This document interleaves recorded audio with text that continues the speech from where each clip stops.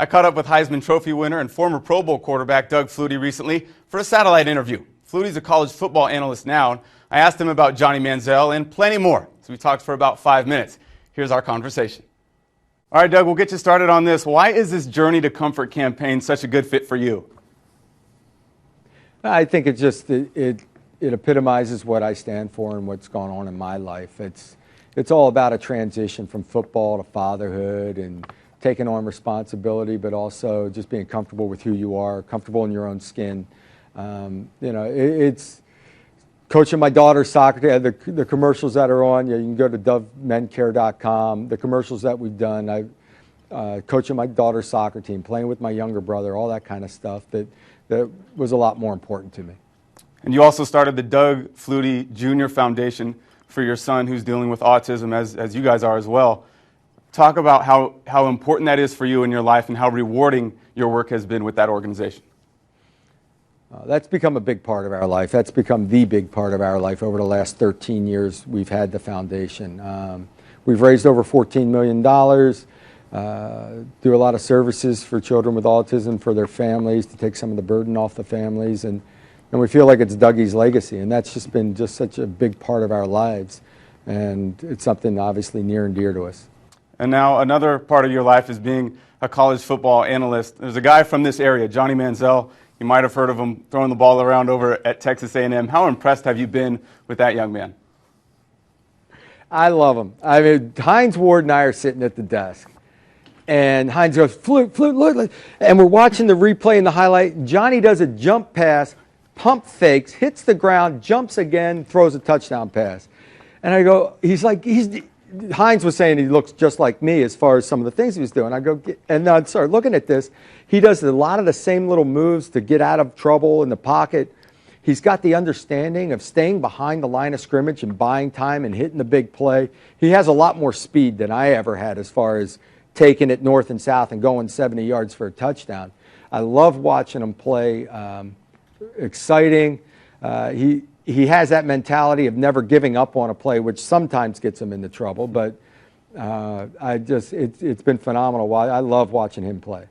And you definitely made some plays in your day as well. To go from a high school senior, just really being recruited by Boston College, to winning the Heisman and beating Miami on that Hail Mary, how rewarding were those moments, knowing all the hard work that you'd put in and some of the people that didn't think you could get there? Well, it's a very satisfying feeling to prove people wrong. And when I was being recruited, Boston College was my only Division I offer. I mean, I was going to be an Ivy League kid. And the only reason I went to Boston College, there was a coaching change. The guys they actually wanted went elsewhere, and I kind of slipped in the back door. So to have a successful career there meant a lot to me. Our whole recruiting class was kind of under-recruited, a bunch of character guys, and we're very proud of what we did back at Boston College. And you were able to have some fun in the USFL as well before that league folded a couple years later. But you were playing alongside guys like Steve Young and Jim Kelly, Herschel Walker. How much fun were those moments playing spring football?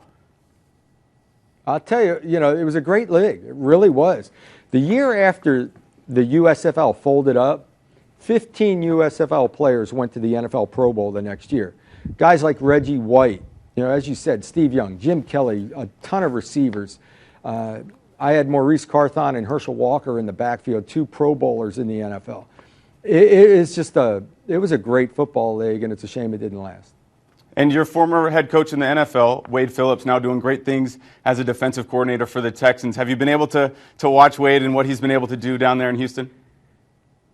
I have, and I loved playing for Wade up in Buffalo. He was our defense coordinator in San Diego as well, so have a good relationship with Wade. And I'll tell you, he's Mr. Fix-It. He goes down, and his mentality, as far as I knew, when he was in Buffalo, and said, keep things a little bit simpler and let guys be athletes. Let them play. Use their athleticism. And he's got some guys to work with. J.J. Watt in that defensive line, batting balls down all over the place and getting to the quarterback. He knows how to use his personnel.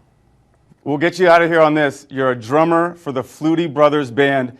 How much fun is it, and when's the album coming out, Doug?